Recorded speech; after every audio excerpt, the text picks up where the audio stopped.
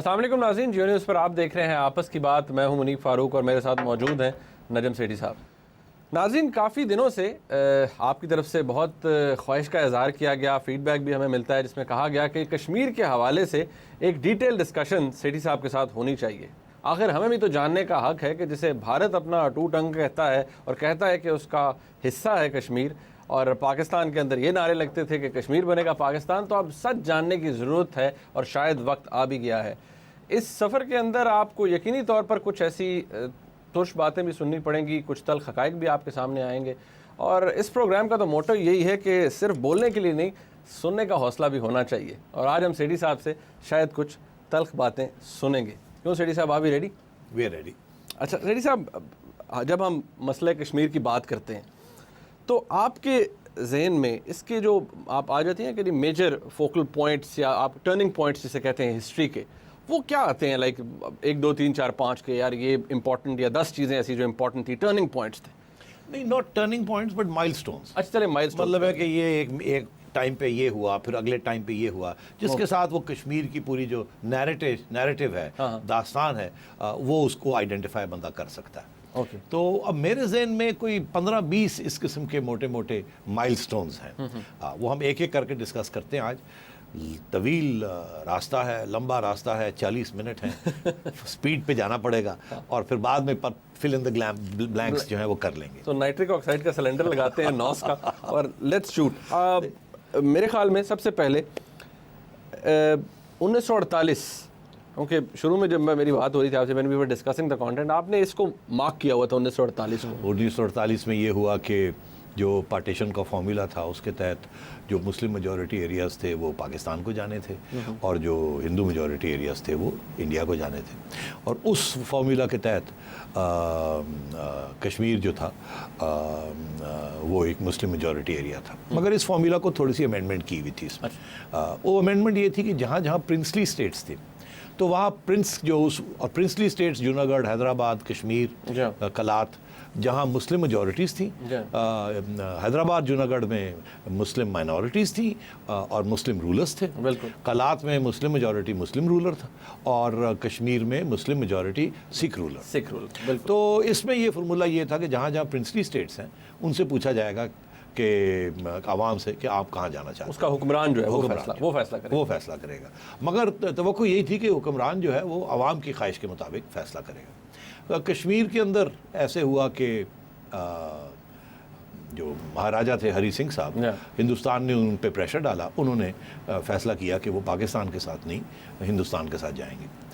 हमारी फ़ौजें और हिंदुस्तान की फ़ौजें और हमारे लश्कर वहाँ क्लैश हुई और वो पार्टीशन हो गया।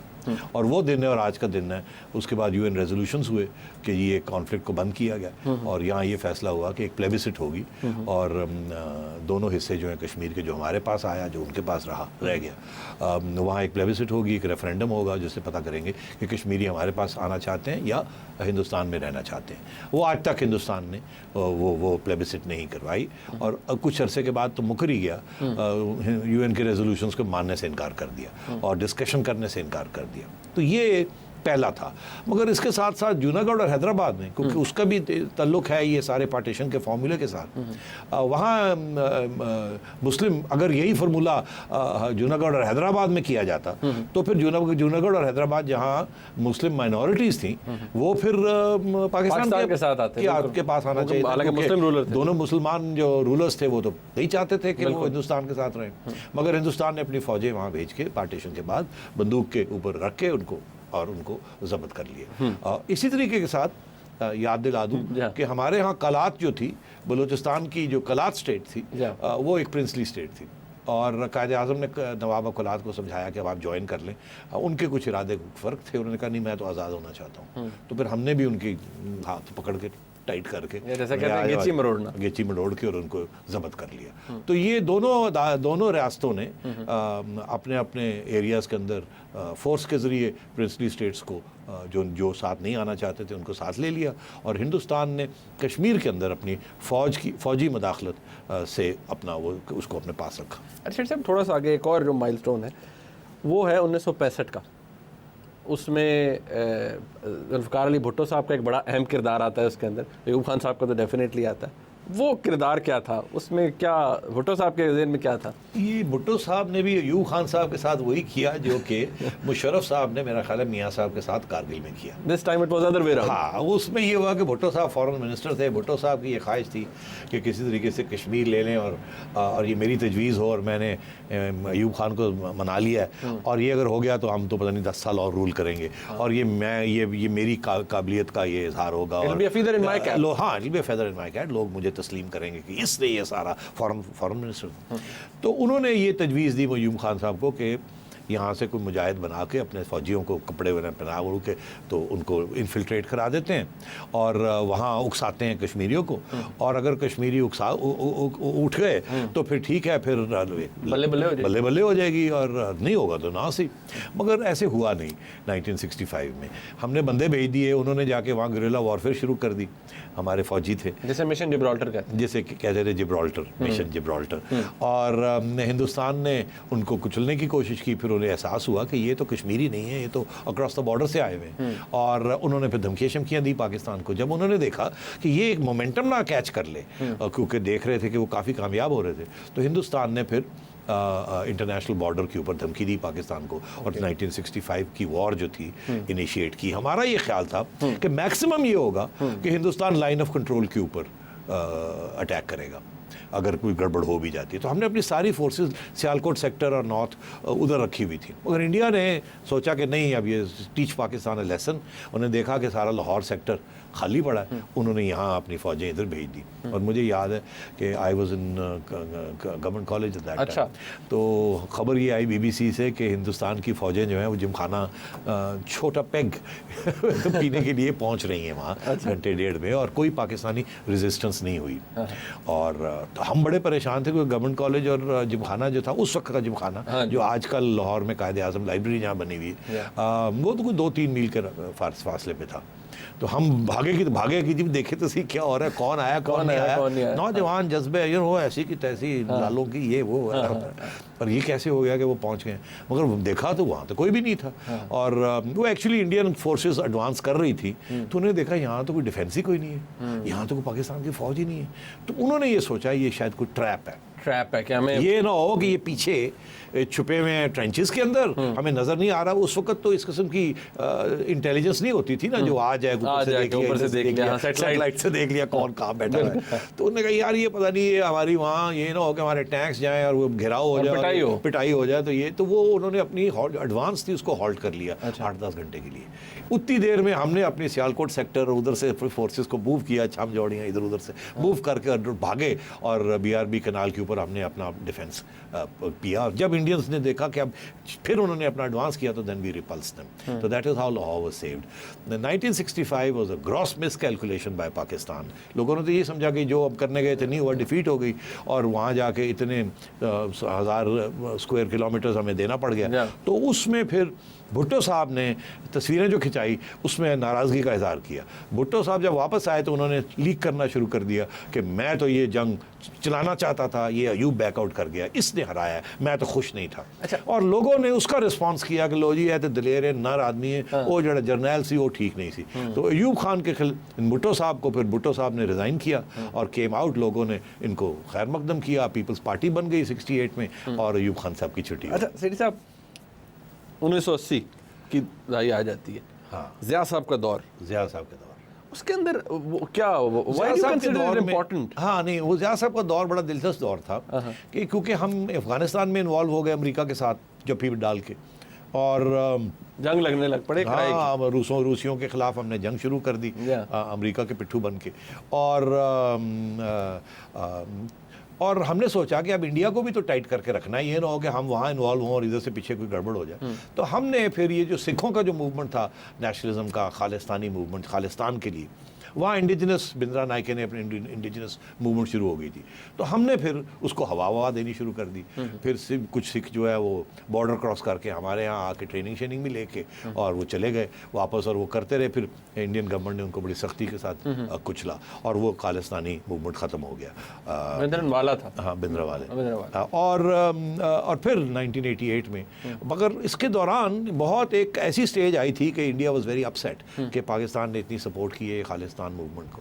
तो इंडिया ने उस वक्त उनके आर्मी चीफ थे, उन्होंने ऑपरेशन ब्रास टैक्स, सुंदर जी, जनरल सुंदर जी, उन्होंने operation brass tacks with live ammunition Pakistan border के ऊपर एक्सरसाइजेस करने का ऐलान कर दिया। तो बिल्कुल ऐसे लगता था कि ये एक एक्सक्यूज़ है कि to go for a war with Pakistan. So the 1984 to 87 बड़े अनसर्टन ईयर्स थे, और 1987 में फिर ज़ियाउल हक ने उसको सिचुएशन को डिफ्यूज़ करने के लिए एकदम उठ के, और क्रिकेट डिप्लोमेसी, इन्होंने उठ के तो इंडिया चले गए और क्रिकेट डिप्लोमेसी शुरू कर दी और सारा कुछ ठंडा कर दिया। It was a brilliant stroke on Zia's part. और दूसरी चीज़ जो ज़ियाउल हक साहब ने की, मुशाहिद हुसैन साहब के साथ मिल के और डॉक्टर AQ खान के साथ मिल के इन्होंने एक स्टोरी लीक कर दी to Kuldip Nayar, the Indian journalist, कि हम तो बिल्कुल बम बना लिए। जब उन्होंने और ये सिर्फ सिग्नल था इंडिया को कि कुछ ना करना, हमने बम बना लिया। बनाया था या नहीं बनाया था तो नहीं, बहरहाल जब वो स्टोरी चली तो इन्होंने डिनाई कर दिया, हमने तो ऐसी बात ही नहीं की। Screw drivers turn away. हाँ, वो फिर ज़ियाउल हक ने एक फार ईस्टर्न इकोनॉमिक रिव्यू, एक रसाला होता था, हांगकांग से छाया होता था, उसमें उन्होंने इंटरव्यू दी कि we are a screw drivers turn away from the bomb. ये कहा कि एक स्क्रू ड्राइवर के साथ बस हमें चाहिए, हम इतनी जल्दी अब बम बना सकते हैं। मतलब है बम बना के रखा हुआ है, पेज को टाइट करना और छोड़ देना, छोड़। तो इंडिया को वो थोड़ा सा हिल गए। तो वो अगर उस वक्त अग्रेसिव इंटेंट्स थे इंडिया के, बिकॉज उनको नाराजगी थी ये खालिस्तान का, तो वो पीछे हट गए। तो फिर खैर ज़ियाउल हक साहब died in an air crash. मोहतरमा आ गई तो अगला जो माइलस्टोन है वो है 1989 में।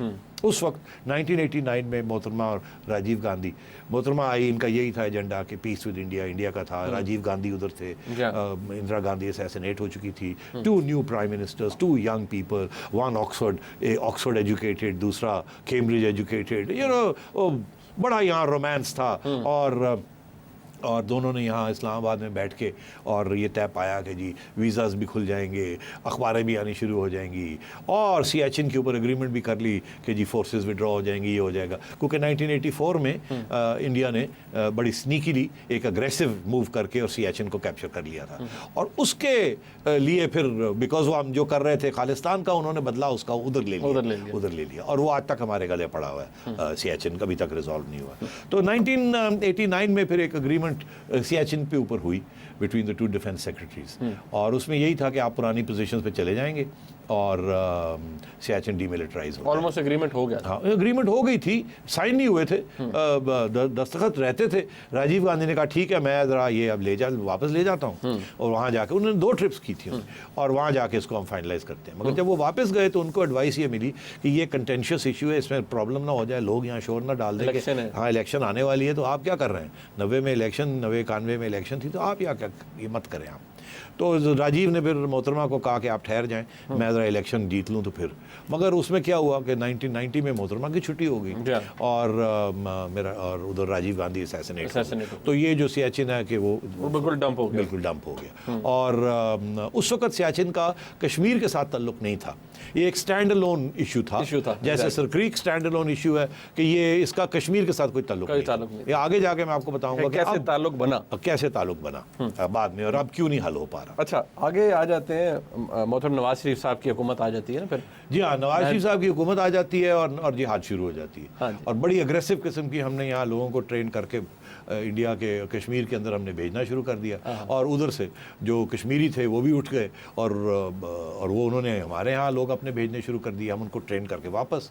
एक सवाल है, लोग पूछते हैं कि नवाज शरीफ साहब की पॉलिसी थी जहाद वाली या ये फौज की इंडिपेंडेंट पॉलिसी थी? नहीं, ये पॉलिसी तो फौज की थी और नवाज शरीफ साहब बिल्कुल इनके साथ थे, बिल्कुल। और इसमें उस वक्त नवाज शरीफ साहब ने जमात इस्लामी के बड़े करीब थे और नवाज शरीफ साहब ने पैसे वैसे भी जमात को और जिहादी पार्टीज़ को दिए थे सीक्रेट फंड से कि आप जिहाद करें। तो नवाज शरीफ ज़बरदस्त किस्म के जिहादी थे उस वक्त, और वो बाद में जाके उन्हें एहसास हुआ कि ये मैं क्या झक मारता रहा हूँ तो उल्टा ही नुकसान करवा दिया अपना भी, फौज का भी और पाकिस्तान का भी। वो फिर बाद में आपको वी कैन डिस्कस दिस कि वो क्या, उन्हें कैसे ये एहसास हुआ। मगर उस वक्त तो ये नंबर 1 जिहादी थे, और ये जनाब कश्मीर डे के ऊपर धनाते थे और उधर जिहाद हो रही थी, और एक पूरी जनरेशन जो है कश्मीर की वो इन्वॉल्व हो गई। इंडिया ने वहाँ फिर फोर्सेस भेज दी कश्मीर के अंदर, रिप्रेशन शुरू हो गई, और वो जिहाद पूरे मेरा ख्याल है 2003 तक वो जिहाद चलती रही है किस्म की। बीबी का वक्त आ गया, बीबी के वक्त तो बिल्कुल, बीबी जब वापस आई, बीबी जब दूसरी दफ़ा वापस आई तो बीबी ने सोचा यार मैं क्या कर रहा हूँ, मैं तो फौज के खिलाफ तो जा नहीं सकती।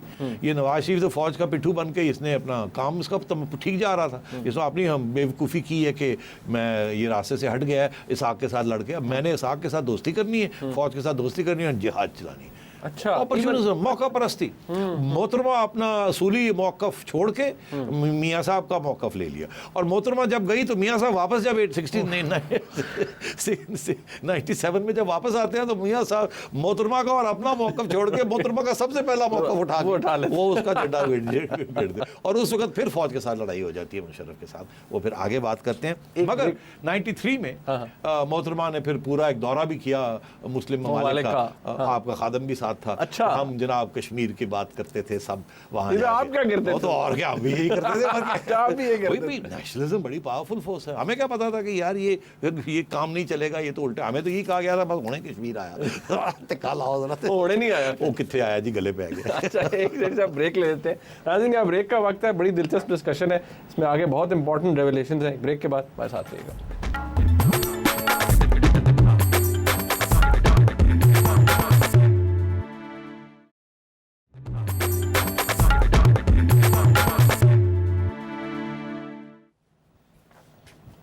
नाज़रीन, ब्रेक के बाद आ जाते हैं नवाज शरीफ साहब प्रोग्राम में आ जाते हैं, वैसे कहीं और नहीं। सेठी साहब, 1997 नवाज शरीफ साहब वापस आ जाते हैं। मियाँ साहब वापस आते हैं। मियाँ साहब वापस आते हैं। वापसी किस टाइप की है? मतलब ऐसे नहीं था जैसे टार्जन वापस आ गए हैं कि अब फिर वही करेंगे। अच्छा। इस दफ़ा मियाँ साहब ने फैसला किया कि नहीं, वो गलती हो गई थी। अच्छा। अब अमन की बात करनी है। अच्छा। तो मियाँ साहब 97 तक तैयार हो गए थे ये अमन के खाता खोलने के लिए। उन्हें एहसास हो चुका था कि यार ये गड़बड़ हो गई है। अच्छा, और तो मियाँ साहब एक नॉन अलाइंड समिट थी माली में, तो मियाँ साहब वहाँ गए और उधर से हिंदुस्तान की तरफ से आई के गुजराल साहब पर प्राइम मिनिस्टर थे। उस वक्त थे बिल्कुल। वो भी पंजाबी थे। हमारे यहाँ भी एक पंजाबी प्राइम मिनिस्टर। तो जब ये दो वहाँ मिले तो की हाल है जी, ठापा एक दूसरे लाइयाँ, जफ्फियाँ पाइयाँ, जरा थोड़ा जी हाथ। तो वो मतलब है कि दोनों ने कहा जी कुछ करो जी, और कहा जी करो जी, अच्छा जी आ जाओ जी, आ जाओ जी, आ जाओ। वार्म्ड अप टू हाँ, वो बिल्कुल पंजाबी थे, तुम्हें पता ना, जब वो मिलते हैं तो की हाल है जी थी। अब मियाँ साहब ठीक ठाक हट्टे कट्टे, वो हाई के गुजराल सिंगल हड्डी पसली। मियाँ साहब ने हाथ फाड़ के, चलो जी बेरना लाहौर चलो, जरा कुछ करिए।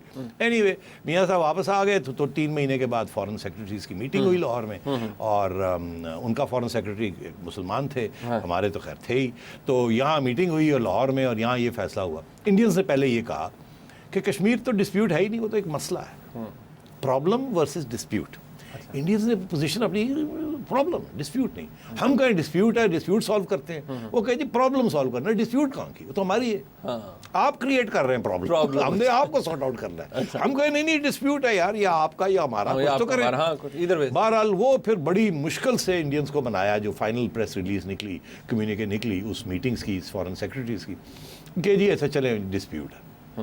तो बहुत बड़ी कामयाबी थी कि इंडियंस को मना लिया डिस्प्यूट है, बस यहाँ तक। वो वापस गए उनके फॉरेन सेक्रेटरी, और गुजराल साहब को बताया कि जी ये है, और कॉम्पोजिट डायलॉग की बात शुरू हो गई कि जी अच्छा जी ठीक है, अब हम सब इश्यूज़ को करेंगे। और उन्होंने कहा जी 8 टोकरियाँ बना लेते हैं, हर टोकरी के अंदर एक मसला फेंक देते हैं। उसमें कश्मीर की भी एक टोकरी, सियाचिन की, सरक्रीक की, ट्रेड की, वाटर की, वीज़ाज की, और मतलब इन्होंने सारे 8 इश्यूज बना लिए। ठीक है जी। उन्होंने कहा जी चलो जी सारे अब साइमल्टेनियसली एक ही वक्त पे सारे खोल देते हैं, सब जगह पे टॉक शुरू कर देते हैं। ये वाजपेयी साहब के आने से पहले की बात? हाँ, ये 1997-98 की बात है। 97, अच्छा 97-98 हो गया अब।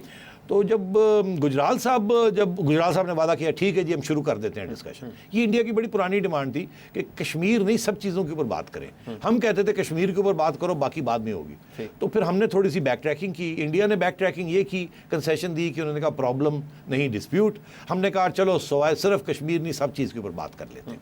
तो थोड़ी बहुत मूवमेंट हुई और फैसला हो गया कि सारी टोकरियों में मसले रख देते हैं और टीम्स बना देते हैं। मगर जब गुजराल साहब वापस गए तो वहाँ गुजराल साहब की जब वो टीम ने वाकई जाके पूरी बताया, तो गुजराल साहब ने कहा यार अभी ठहर जाओ, अगले साल इलेक्शन है, तो ज़रा इलेक्शन हो जाने दो, ऐन होगा कि साढ़े गले पे आ जाए। हुआ क्या, मार्च में उस गुजराल साहब ने कहा अभी रोक दो, मियाँ साहब को ठहर जाओ, ज़रा इलेक्शन हो जाए फिर करने। वो मार्च में बीजेपी इलेक्शन जीत गई, वाजपेयी साहब आ गए और सबसे पहले वाजपेयी साहब आ गए और ये जो 8 बास्केट्स वगैरह थी ये नइत्तर बित्तर हो गई, क्योंकि 2 महीने के अंदर अंदर बीजेपी ने फैसला किया कि एटॉमिक एक्सप्लोजन करना है। और वो जो इंडिया की पॉलिसी थी कि जी हम नहीं टेस्ट करेंगे, 74 में उन्होंने स्माइलिंग बुदा किया था और उसके बाद उन्होंने कहा था हम नहीं करेंगे, उन्होंने अपनी पॉलिसी तोड़ के और न्यूक्लियर टेस्ट कर दिया। उसके बाद हमारे ऊपर प्रेशर पड़ा, हमने न्यूक्लियर टेस्ट 5 नहीं हमने 6, जाहिर है हमने एक ज़्यादा ही करना कीता या नहीं कीता सी कहना दसी तो कीता ऐसी नहीं तैसी थोड़ी अच्छा नहीं कीता जी, चलो कीता छोटा जिहा ठुस अब कीता तो है भाई, नंबर तो लाने सन ना, दहले तो दहला तो मार ही देता, मगर उसके साथ ये हुआ कि ये सारा जो डायलॉग वायलॉग था ना ये फर्क हो गया। जाहिर है उसको सबने आंखें वांखें निकाली हुई थी ऐसी की तैसी, वो कह रहे थे तुम्हें तो हम समुद्र में फेंक देंगे, इसी से आओ तो सही तो हम देख लेने, you know this sort of dialogues were taking place on both sides. तो वो सारा जो था ना पीस इनिशिएटिव वो फारग हो गया। अच्छा उसके बाद क्या हुआ कि वाजपेयी साहब आ गए, 6 महीने तक सब ठंडे हो गए। अब नवाज शरीफ साहब और वाजपेयी साहब ने फिर यहाँ एक इंडियन जर्नलिस्ट थे, उनका नाम है शेखर गुप्ता साहब। शेखर गुप्ता साहब लाहौर आए हुए थे, इंडिया टुडे के लिए काम करते थे, तो वो बातों बातों में कोई बात हुई तो शेखर गुप्ता साहब ने नवाज शरीफ को कहा उसकी इंटरव्यू करने कि मियाँ साहब कुछ फिर से शुरू करो ना, वो साहब ख़त्म हो गया। मियाँ साहब ने कहा हाँ क्यों नहीं, तो उन्होंने कहा जी कोई बस चलाओ लोग आए जाएँ, तो मियाँ साहब ने कहा बिल्कुल कराओ, मैं अभी करता हूँ ओके।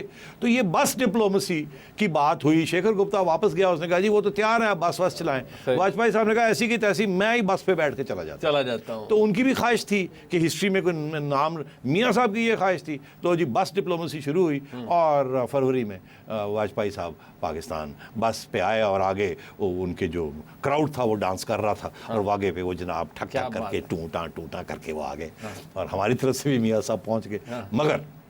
मगर जनरल परवेज मुशर्रफ नाराज थे कि ये क्या हो रहा है, हिंदुस्तान के साथ अमन की बात हो रही है, सवाल ही पैदा नहीं होता, इनको हम देख लेंगे, पहले will sort them out.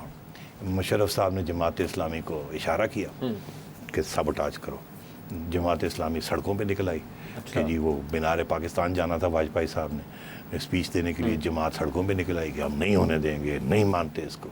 Nawaz Sharif साहब ने शहबाज को कहा लत्ता तोड़ दे, शहबाज शरीफ ने पुलिस को कहा लत्ता तोड़ दे, उन्होंने लत्ते तोड़ दी, जमात इस्लामी सॉरी करके गायब हो गई जी। और वाजपेयी साहब जो थे उन्होंने स्पीच की कि जी हम मानते हैं पाकिस्तान को एंड सो।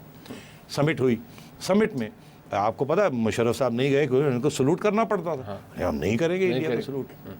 और बाय द वे अब मैं आपको बता दूं हम एक अलग प्रोग्राम करेंगे कि मुशर्रफ साहब ऑलरेडी कारगिल तैयारी कर चुके थे और इसलिए वो ये समझते थे ये क्या हो गया, ये तो हमारा सारा कारगिल का ऑपरेशन खराब हो जाएगा, ये मियाँ क्या करने जा रहा है। मगर उस वक्त ये बताना नहीं चाहते थे फरवरी में मियाँ साहब को, इन्होंने अगले महीने मार्च में जाके पहली दफ़ा जिक्र किया और वो अलग कहानी है, वो मैं आपको बताऊंगा कि वो अंदर की बात क्या है। मगर तो उसमें फिर बड़ी दिलचस्प डेवलपमेंट हुई। लाहौर समिट के ऊपर 3 कम्युनिकेज इशू हुई डिफरेंट लेवल्स पे, ठीक। उनमें कम्युनिके के अंदर कोर इशू ऑफ कश्मीर का जिक्र नहीं है। कश्मीर डिस्प्यूट का जिक्र है, आउटस्टैंडिंग डिस्प्यूट्स, जैसे पहले one of the outstanding disputes, मगर हम हमेशा ये कहते आए थे कि Kashmir is the core issue, core dispute, इसके बगैर और कुछ नहीं हो सकता। उसमें कोर इशू ऑफ कश्मीर का जिक्र ही नहीं है। तो उससे ये पता चला कि मियाँ साहब अब out of the box thinking करके आगे बढ़ना चाह रहे थे और मियाँ साहब ने ऑलरेडी वाजपेयी साहब से बात कर ली थी कि एक बैक चैनल खोल देते हैं। तो ये बैक चैनल डिप्लोमेसी मियाँ साहब ने शुरू की और मियाँ साहब ने हमारे नायक साहब थे, फॉर्मर एक फॉरेन सेक्रेटरी रहे और न्याज़े नायक, उनको कहा कि चलो भाई शुरू करो। और उधर से एक मिश्रा साहब थे और उनकी तरफ से वो और इधर से नायक साहब, इन्होंने जिसे कहते हैं ना आर्म्स लेंथ, इन्होंने एक डायलॉग शुरू किया। उस वक्त जो बात हो रही थी वो उसे कहा जाता था चनाब फार्मूला, कि चनाब दरिया के जो लाइन ऑफ कंट्रोल जाती है किसी तरीके के साथ उसमें अमेंडमेंट्स कर ली जाएं और एक लॉन्ग टर्म अरेंजमेंट कर लिया जाए कि ये एक LOC जो है इसको D factor border with minor adjustments कर लिया जाए और जो सेटलमेंट की जो बात है वो फिर आगे 50 साल के बाद कर ली जाए और ये छोटी मोटी सेटलमेंट करके ताकि जो थॉर्नी इश्यूज़ हैं, कांटे वाले मसले हैं, उनको ज़रा हल कर दिया जाए, पीपल लोगों का आना जाना and so on and so fourth, और इसको खोल दिया जाए और ऑटोनमस रीजन बना दिया जाए। ये मियाँ साहब का इनिशिएटिव था। और मगर मार्च में मुशर्रफ साहब ने मियाँ साहब को एक ब्रीफिंग दी सियाचिन में नॉर्थ ले गए उनको, और वहाँ जाके ब्रीफिंग दी और कहा कि हमारी इन्फॉर्मेशन ये है कि कश्मीर के मुजाहिदीन तैयार हैं और वो कुछ अपराइजिंग करने के लिए तैयार हैं, और हमारा कोई इन्वॉल्व नहीं, हम फैसिलिटेट करेंगे, इससे ज़्यादा नहीं। और मियाँ साहब ने कहा अच्छा तो इसके नताइज क्या होंगे? उन्होंने कहा नताइज कुछ नहीं होने, हम तो है ही नहीं इन्वॉल्व, वो होंगे, हम थोड़ी बहुत थोड़ा हेल्प शेल्प कर देंगे इधर उधर, बैकअप शैकअप कर देंगे उनको, थोड़ा पैसेज दे देंगे, ये वो वगैरह, तो कोई इतना मसला नहीं है, इंडिया क्या कर लेगा। और जो इन्होंने हमारे साथ सियाचिन के साथ किया था, हम कारगिल ले लेंगे, जिस दिन कारगिल ले लिया उनके रास्ते बंद कर देंगे इनटू कश्मीर, उसके बाद मुजाहिदीन जो हैं वो कश्मीर में अपराइजिंग हो जाएगी, इंडिया फोर्सेज नहीं भेज सकेगा, और कश्मीर मिल गया, साढ़े हाथ आ गया, ऐसी तैसी ऑन पेपर ते आता मियाँ साहब ने कहा यार अगर तुसी मैनू फाते श्रीनगर बना दो तो अल्लाह ला खैर सल्ला फिर गल ही मुक गई। दिल ते मियाँ साहब दा हिलिया थोड़ा जिहा, मगर श्योर असी नहीं, कोई ऐसी गल नहीं, ओ असी संभाल लांगे सर जी, कोई बैकलैश नहीं, don't you worry sir, we are in charge sir, no problem. मियाँ साहब अच्छा अच्छा जरा कर दिखाओ, मियाँ साहब ने की पता सी कि जनाब कोई पुट्ठा पै जाना कि गले पै जानी गल। और मई तक, मार्च में ये हुआ, by May Kargil was full fledged, और ड्यूरिंग दोज 2 months जब ठुक ठुक ठुक ठुक शुरू हुई टिल दी फुल फ्लैज जब वॉर शुरू हो गई मई में, मुशाहिद हुसैन साहब इंफॉर्मेशन सेक्रेटरी और राशिद कुरैशी साहब जनरल हेड ऑफ ISPR, ये दोनों प्रेस कॉन्फ्रेंसेस करते थे, और सारी प्रेस कॉन्फ्रेंस में यही कहते थे कि आज के हालात वहाँ क्या हैं कारगिल फ्रंट पे, और उसमें यही कहते थे ये तो कश्मीर मुजाहिदीन है, हम तो है ही नहीं, हम तो पीछे बैकअप सपोर्ट है हमारी, तो उधर है ही नहीं। एक्चुअली कोई कश्मीर मुजाहिदीन नहीं था, हमने अपने सोल्जर्स, और ये एक अलग कहानी है, डिटेल में मैं आपको बताऊंगा किसी और प्रोग्राम में, हमने अपने सोल्जर्स सियाचिन से जो छुट्टियों पे वापस आते थे ड्यूरिंग द विंटर, हमने नवंबर ऑनवर्ड्स उनको स्लो क्रीप टूवर्ड्स कारगिल भेजना शुरू कर दिया था ताकि पता ना लगे। 2, 3, 4 महीने हमने उनको आहिस्ता आहिस्ता ताकि इंडियंस को पता ना चले, स्लो क्रीपिंग जाके, और हमने कारगिल हाइट सीज कर ली, the way India had seized Siachen. When we were asleep India seized Siachen, when India was asleep we seized Kargil. अच्छा नाज़रीन, एक ब्रेक का वक्त है यहाँ पर, ब्रेक के बाद जब वापस आएंगे तो इसी हवाले से कुछ अहम सवालात हैं हेड साहब से, वो भी करेंगे, हमारे साथ रहिएगा।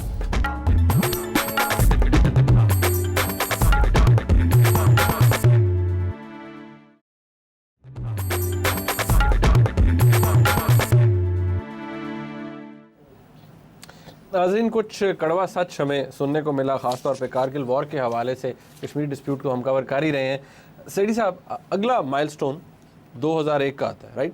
2001 आगरा से मुशर्रफ साहब आगरा गए। कारगिल का बस मुख्तसर ये कंक्लूड कर दूं कि मियाँ साहब और मुशर्रफ साहब की लड़ाई झगड़ा हो गया कारगिल के ऊपर। मियाँ साहब ने कहा आपने तो पूरी बताया ही नहीं, ये क्या हाथ हो गया हमारे साथ, अमेरिका की मदद लेनी पड़ी। मुशर्रफ नाराज़ हो गए कि हम तो बैठ सकते थे, लड़ाई कर सकते थे, आप भाग गए, दोनों की तू मैं हो गई। फिर मियाँ साहब ने सोचा कि अब मैं इसको निकालूं, मुशर्रफ ने सोचा मैं इसको निकालूं, और इवेंचुअली मियाँ साहब निकालते निकालते खुद निकाले गए। तो वो फिर छुट्टी हो गई, मुशर्रफ साहब आए। मुशर्रफ साहब ने फैसला किया कि हम इंडिया के साथ जिहाद करेंगे, जंग करेंगे, ये सारा जो है रिवर्स करेंगे जो मियाँ नवाज शरीफ कर रहे थे, और इस सिलसिले में उन्होंने फिर तोपें खोल दी। अच्छा, 2001 में मुशर्रफ साहब जब 9/11 का अभी हुआ नहीं था, मगर मुशर्रफ साहब ने सोचा कि मैं थोड़ा बहुत अब जाके इंडिया को थोड़ा सा कश्मीर का भी कुछ करूँ ना। तो मुशर्रफ साहब आगरा की एक समिट थी उसकी, आगरा समिट जैसे कहते, तो मगर आगरा समिट में कोई प्रोग्रेस नहीं हुई, क्योंकि मुशर्रफ साहब ये कहते रह गए कि कश्मीर कोर इशू है, हमें ये डिस्कस करेंगे तो हम बाकी सारी चीज़ें डिस्कस करेंगे। और वाजपेयी साहब तो तैयार हो गए थे डिस्कस करने के लिए, उनके हॉक्स नहीं थे। मगर जो अडवाणी साहब थे उन्होंने लास्ट मिनट पे ये कह दिया कि नहीं, आप तो इन्फिल्ट्रेशन करा रहे हैं, टेररिज्म एक्सपोर्ट कर रहे हैं, हमारी प्री कंडीशन ये है कि आप पहले वो बंद करें, फिर हम कश्मीर की बात करेंगे। तो दोनों की प्री कंडीशंस थी कि हम और बात नहीं करेंगे सिवाय कश्मीर के। वो कहते हैं फिर ठीक है, आपने एक प्री कंडीशन रखी है, हम भी एक प्री कंडीशन रखते हैं। It was a complete failure. तो वो फेलियर, मुशर्रफ साहब बड़े धूमधाम से गए थे, फूंक करके वापस आ गए और कहा कि मैंने कुछ नहीं दिया। भाई आप तो लेने गए थे, मिला कुछ नहीं आपको। बहरहाल तो वो फिर उसके बाद जिहादियों ने यही जिहादियों ने इंडियन पार्लियामेंट में पहले कश्मीर में जो पार्लियामेंट है उसके ऊपर अटैक की, फिर दिल्ली में अटैक की, और तल्लुकात ख़राब हो गए, तू मैं शुरू हो गई। मगर वो दिसंबर में हुई, उससे पहले 9/11 हो चुका था। 3 महीने पहले। और अमेरिका ने पाकिस्तान को कहा बस करो यार, we got to focus on the other side. तो इधर इंडिया को कहा तुम भी चुप करो, और इनको कहा कि ख़त्म करो ये एक्सपोर्ट शॉट, बंद करो इसको। तो इन्होंने कहा ठीक है। मुशर्रफ ने फिर एक स्पीच दी जनवरी में, कहा कि ठीक है जी, मैं अब बिल्कुल नहीं, हमारी तरफ से कोई एक्सपोर्ट नहीं होगी, ये वगैरह, मगर फिर भी होती रही। फिर अगले साल जाके फिर उन्हें एक स्पीच देनी पड़ी कि हम नहीं। मगर उस वक्त 2 साल के बाद मुशर्रफ को एहसास हुआ कि ये मसला बन गया। 2003 में। अच्छा। और 2003 में फिर मुशर्रफ ने, और उस वक्त जनरल कियानी जो थे वो उनके DGMO थे, मुशर्रफ और जनरल कियानी ने यह फैसला किया कि जिहाद बंद करनी, क्योंकि अब इसको अफोर्ड नहीं कर सकते, हम अफगानिस्तान में इन्वॉल्व हो रहे हैं और अमेरिका भी बड़ा दबाव डाल रहा है, और हम एक इस जगह पे फ्रंट नहीं खोलना चाहते। और उस वक्त जब ये जिहादियों को ये पता चला, तो फिर कुछ जिहादी फैक्शंस मुशर्रफ के ख़िलाफ़ हो गए, और उनमें से फिर कुछ ऐसे थे, इलियास कश्मीरी एंड कंपनी, जिन्होंने मुशर्रफ के ऊपर असैसिनेशन अटेम्प्ट्स भी की। 2003 Musharraf finally turned and said enough, ये जिहादी भी गलत लोग हैं, इनको हमने पाला हुआ था, ये अब हमारे ऊपर बंदूकें चला रहे हैं, हम तो रियासत को डिफेंड करना है, हमने तो इनको कहा था कि जब चाहें आपको ऑन ऑफ कर दें, ये तो अब ऑफ नहीं हो रहे हैं। तो फिर इन्होंने फाइनल डिसीजन लेके और जिहाद को टैप जो है वो बंद कर दिया। और 2004 में ऑफिशियली इंडिया को भी इतला कर दी। और मैं आपको ये भी बता दूं कि एक बहुत बड़ी ब्रीफिंग हुई थी 2004 में सीनियर मीडिया के लोगों की, जिसमें जनरल कियानी ने ब्रीफिंग दी थी, मुशर्रफ साहब भी थे, और उसमें उन्होंने हमें बताया कि अब जिहाद को चलाना टेनेबल नहीं है, इसको बंद करना पड़ेगा, ये काउंटर प्रोडक्टिव हो गई है, नुकसान हो गया है कश्मीर का भी और हमारा भी, और ये बात नहीं चल रही। 2004 में ऑफिशियली फिर इसको बंद कर दिया गया जिहाद को। और 2005 में मुशर्रफ ने फिर वो शुरू की बैक चैनल डिप्लोमेसी, मुशर्रफ साहब की जो ब्लैक चैनल डिप्लोमेसी शुरू होगी। तो ये और 2005 से लेके 2007 तक सतीश लंबा उनके एक पाकिस्तान में एम्बेसडर रहे थे इंडिया के, वो रिटायर हो चुके थे, उनको अपॉइंट उन्होंने किया एज बैक चैनल नेगोशिएटर। हमने तारिक अजीज़ साहब को अपॉइंट किया, और इनकी 2 साल में 24 मीटिंग्स लगभग हुई मुख्तलिफ शहरों में, मुख्तलिफ ममालिक में, और उसमें ये बैक चैनल, और वो जो बैक चैनल की जो डिटेल्स हैं उसमें मोटी मोटी बात खुर्शीद कसूरी साहब कभी कभी करते होते हैं, वो कहते हैं बड़े करीब आ गए थे, वो कहते हैं 80% हमने मसला हल कर लिया था। मोटी बात उसमें ये थी कि जी कि एक जॉइंट मैकेनिज्म बनाएंगे और दोनों टेरिटरीज़ को आना जाना फ्री कर देंगे, और स्टेटस उनका ऑटोनमस होगा, मलकियत की बात नहीं करेंगे, और अगले 10 साल 15 साल ऐसे चलाएंगे ताकि कश्मीरी आए जाएँ कुछ। और ये फिर डीमिलिटराइजेशन अगर ये कामयाब हो गया तो फिर इंडियन फोर्सेस भी मूव कर जाएंगी। फिर अगली किसी स्टेज पे जाके हम पूछेंगे कि आप क्या करना चाहते हैं और क्या नहीं, शायद उस वक्त प्लेबिसिट की ज़रूरत ही ना पड़े और मसला हल हो जाए। तो ये इस किस्म की थिंकिंग थी उसके पीछे। 2007 उसके बाद फिर यहाँ जुडिशरी का मूवमेंट शुरू हो गया, मुशर्रफ साहब ने एंगेज हो गए, इन्होंने इंडियंस को कहा अभी हम कुछ नहीं कर सकते, अगर हमने out of the box thinking इस वक्त आगे लेके गए तो यही ना मेरे गले पड़ जाए, क्योंकि अब तो बहुत दुश्मन हो गए। और फ़ौज के अंदर भी कुछ ऐसे लोग थे जो मुतमईन नहीं थे मुशर्रफ साहब के ये फैसलों पे, और तो मुशर्रफ साहब ने अपना हाथ खींच लिया और वो चीज़ दब गई। उसके बाद जरदारी साहब आए, और जरदारी साहब ने आते सार फिर वही पीस की, अमन की आशा की बात की, और इन्होंने इंडिया के एक टेलीविज़न चैनल को इंटरव्यू दिया सितंबर में, और कहा कि जी हम no first strike, no war, इस किस्म की चीज़ें बात करनी शुरू कर दी। फ़ौज को यार ये क्या कर रहे हैं, ये तो हमारी इस्टेब्लिश पॉलिसीज़ के हमारे साथ डिस्कस किए बगैर ही ये शुरू हो गए। तो बस फिर उसके बाद 2 महीने के बाद मुंबई हो गया और सारी पीस इनिशिएटिव्स की छुट्टी सब होगी। और वो दिन है और आज का दिन है, हम कोशिश कर रहे हैं कि उस पीस इनिशिएटिव को फिर से चलाया जाए। तो ये सारी है दास्तान कश्मीर की। In the mean while Kashmiri जो है उन्होंने ये फ़ैसला किया कि अब हम पाकिस्तान, पहले 2 बातें यहाँ बता दूँ। मैं कश्मीर गया था, अच्छा कश्मीर में गया 2007 में गालबन मेरा ख्याल है, या 2008 में मैं गया, मुझे अब याद नहीं। श्रीनगर में गया और वहाँ जिस कश्मीरी को भी मैं मिला वो मुशर्रफ को दुआएं देते थे, कहते थे मुशर्रफ बड़ा अच्छा आदमी है। तो मैंने कहा यार वो कैसे, वो तो इंडिया के साथ आपको भूलने वाला था। उसने कहा नहीं, उसने ये जो जिहादवाद बंद की है ना, इसके साथ हमारी एक पूरी नौजवान की जनरेशन मारी गई, हमारे लाख लोग मारे गए, और हमें आज़ादी हिंदुस्तान से ऐसे नहीं मिलेगी, और इसने अच्छा किया ये बंद कर दिया, हमारे सारी पौध ख़त्म हो गई। तो हम वो मुशर्रफ के बड़े हक़ में थे। उसके बाद एक यहाँ से फैक्ट फाइंडिंग डेलीगेशन भी गई थी जर्नलिस्ट्स की, और जब वो वापस आए तो उसमें मुशर्रफ साहब ने उनको बुलाया और पूछा कि बताइए कि आप क्या देख के आए हैं। तो उन्होंने जो रिपोर्ट दी मुशर्रफ साहब को, उन्होंने ये कहा कि जी कश्मीरी तो आज़ादी चाहते हैं, वो पाकिस्तान का हिस्सा नहीं बनना चाहते, ना ही कहीं इंडिया का हिस्सा रहना चाहते हैं, वो आज़ादी मांग रहे हैं। तो मुशर्रफ साहब ने हमें, मैं भी था उस मीटिंग में, मुशर्रफ साहब ने मुझे याद है ये कहा, उनके साथ उनके सीनियर कॉलीग्स बैठे हुए थे, स्टाफ अफसर बैठे हुए थे, तो उन्होंने कहा हमारी भी यही इन्फॉर्मेशन है। तो विच प्रूव्ड कि जेन्युइन चेंज, यहाँ पैराडाइम चेंज हो चुका था और जनरल कियानी और जनरल मुशर्रफ दोनों ऑन बोर्ड थे उस वक्त। वो और बात है कि उसके बाद जब मुशर्रफ साहब चले गए तो जब जरदारी साहब आए तो फ़ौज ने हाथ फिर पीछे खींच लिया अंडर जनरल कियानी, और फिर ये जिहादी भी हाथ से निकले और मुंबई हो गया। ये वेस्टर्न मीडिया भी लिखता रहा ना जनरल कियानी के बारे में कि वो मुशर्रफ साहब से ज़्यादा इंडिया सेंट्रिक रहे हैं। अब आई डोंट नो ये बात ठीक है कि नहीं। नहीं, अब ये तो नहीं पता कि ज़्यादा इंडिया सेंट्रिक है कि नहीं, बिकॉज उन्होंने एक ब्रीफिंग दी थी जब कहा था, और बड़ी कन्विंसिंग ब्रीफिंग दी थी, पावर पॉइंट प्रेजेंटेशन खड़े होके हमें 2004 में कि इसको बंद करना पड़ेगा, ये काउंटर प्रोडक्टिव हो गया। मगर इंटेलिजेंस के आदमी थे, जाहिर है वो सारा वक्त माइंड जो है वो हाई गियर में चलती है। तो ये है एक सवाल। लास्ट 1 मिनट, अब now where are we at the moment and where do you see us going last minute? We are Kashmir का हल बिल्कुल सोचिए भी ना आप, वो जो आप चाहते हैं वो नहीं हो सकता, जो इंडिया चाहता है वो नहीं हो सकता। अब वो वहाँ रहेंगे, इंडियन कश्मीरीज़ जो हैं उनको अब फैसला करना पड़ेगा कि किन टर्म्स के साथ उन्होंने कश्मीर में रहना है। वहाँ की जो सियासी जमातें हैं वो इलेक्शंस में हिस्सा लेती हैं, 60% टर्न आउट होती है, तो वो उन्होंने तो फैसला कर लिया है कि जैसे कहते हैं ना, कौड़ा घुट करके रहना ही पड़ेगा, क्योंकि और कुछ चारा नहीं है। हमने भी ये फैसला कर लिया कि लड़ाई के साथ कश्मीर नहीं लिया जा सकता, इसलिए अब हमने तवज्जो की है कि दूसरे मसाइल जो हैं उनको खोला जाए, उनको हल किया जाए, कश्मीर को बैक बर्नर कर दिया जाए। हम बात करते रहेंगे, वो इंडिया को तकलीफ़ नहीं होती अगर आप कहते रहें फ्रॉम टाइम टू टाइम इधर उधर, मगर ना इंडिया को शर्मिंदा नहीं करेंगे इस चीज़ के ऊपर। और इंडिया जो है अब मूव करेगा to resolve some of the other issues. ये अब जरदारी साहब वापस इन्होंने फिर उस चीज़ को दोहराया है, अभी उठ के वापस गए हैं, और क्या लेके आए हैं ये अगले 6 महीने में आपको पता चलेगा, कुछ मिला या ठुठू। साहब आपका बहुत शुक्रिया। नाज़रीन, आपने प्रोग्राम देखा, कोशिश तो हमने की कि जितने भी अहम साइन पोस्ट से कश्मीर की हिस्ट्री के हवाले से उनके ऊपर बात की जाए, लेकिन इसके अंदर कुछ अहम वाक़यात डेफिनेटली ऐसे हैं जिनके ऊपर डिटेल में बात नहीं हो सकी, क्योंकि 40 मिनट का और उससे भी कम टाइम होता है हमारे पास। जैसे शेख अब्दुल्ला साहब का एक पूरा